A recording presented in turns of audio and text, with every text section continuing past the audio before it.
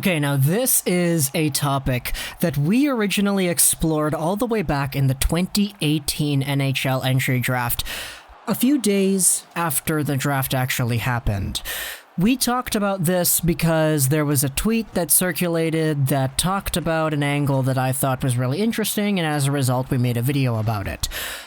Well, we are revisiting that topic because I decided that I didn't do that video 2 years ago, its due diligence, and I wanted to come back with some more information, some more hypotheticals, some more thought-provoking ideas that really show off how crazy this angle really is.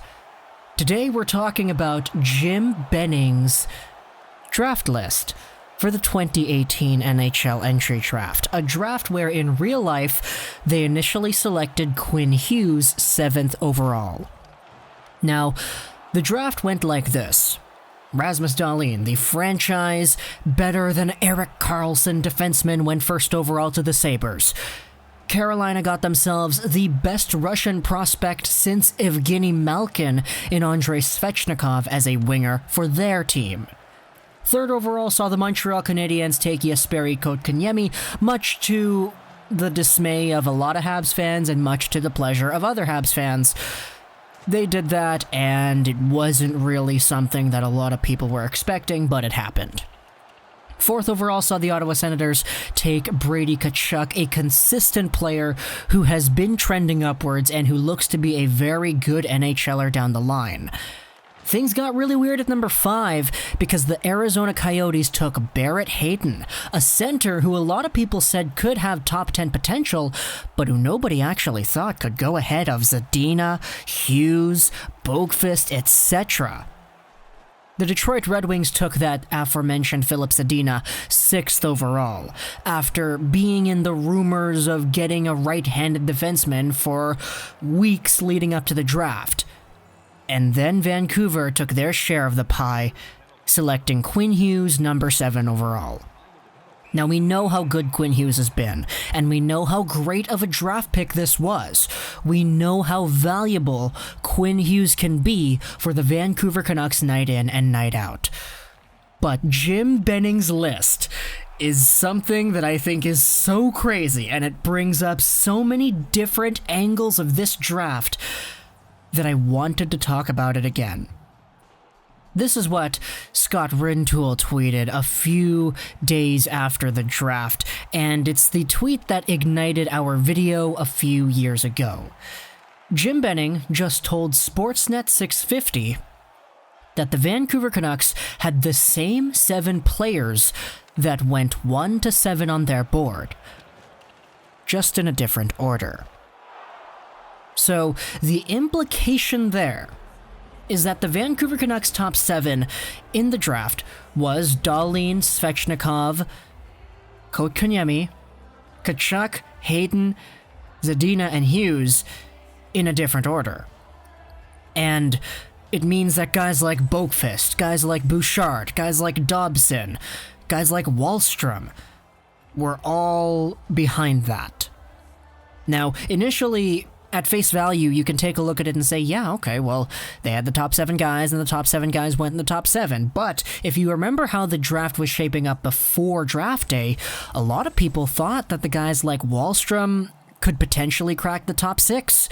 Guys like Boqvist could probably be there. Guys like Bouchard and Dobson would rise up into the rankings.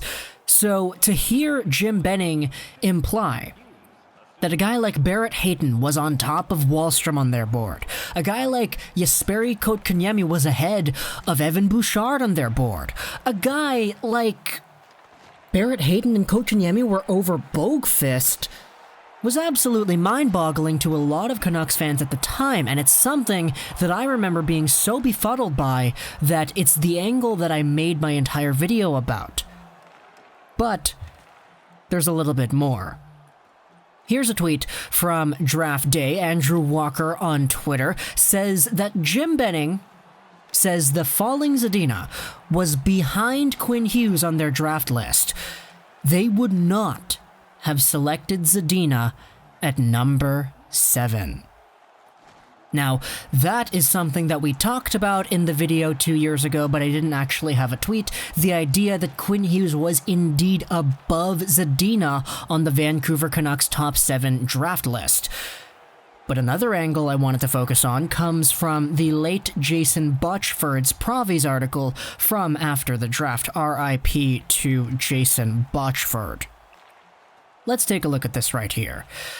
Now, the first introduction to the idea is that Quinn Hughes on the Canucks draft list was most likely 3rd overall. Boqvist writes in the article here, there are 2 players that Canucks would have considered and possibly drafted ahead of Quinn Hughes, who were picked from 3 to 6. And Benning confirmed that not one of the 2 was Filip Zadina. Which means 2 out of Kotkaniemi, Hayton, and Tkachuk, the Canucks would have taken over Hughes. Boqvist writes, it's because the Canucks were taking a center or a high upside D-man with the 7th overall pick, and not a winger. Much has been made of Arizona throwing the top of the draft off kilter because the Coyotes reached on Barrett Hayden, but word at the draft was Montreal seriously considered him at number 3 over Kotkaniemi. Now that is a completely other video topic in itself. As a Habs fan, I gotta talk about that eventually. Just not today. Chicago not only really liked Barrett Hayden, the Hawks looked to move up to get him. And the other team that was really high on Hayden in the top 10 was Vancouver. The Canucks would have considered Hayden or Kotkaniemi at 7 over Quinn Hughes if they were all available, which provides for some delicious alternate universes. Can you imagine if they passed on Hughes for Barrett Hayden? Boqvist then has a little hypothetical situation that's absolutely crazy here. Imagine that Barrett Hayden is still on the board and the Red Wings draft Dobson or Bouchard because there was a lot of speculation going around that Red Wings wanted a right-handed D. It would have left the Canucks with Zadina and Hughes to pick from, and what if they took Barrett Hayden over both of them? Boqvist said it best, in Vancouver it would have been Armageddon. And he's not wrong. Imagine if that actually happened, where the hypothetical situation that was plausible because apparently the Canucks weren't high on wingers that year, occurred where Hayton or Kotkaniemi went over Hughes and Zadina. In fact, the whole Quinn Hughes being over there above Filip Zadina thing is so interesting to me, and the whole Barrett Hayden phenomenon is still so interesting to me, because I didn't know that Chicago and Montreal were so high on him, and I didn't know that Vancouver was either. All I knew was that the Canucks had the top 7 guys on their draft list as the top 7 in a different order, because that's all I knew. I didn't read the Provies article back when it came out 2 years ago, and I didn't read Andrew Walker's tweet, but researching this topic and revisiting it once again for you on YouTube has opened my eyes to the fact that NHL GMs certainly do not work in the same ways that the media does, or that the fan bases think, or that common perception would depict, because Barrett Hayden was in nobody's mind a top 5 pick, let alone a top 4 or top 3 consideration before draft day for anybody aside from Habs fans. So, it's crazy, isn't it? Imagine if the Canucks passed on Hughes and Zadina to take Barrett Hayden.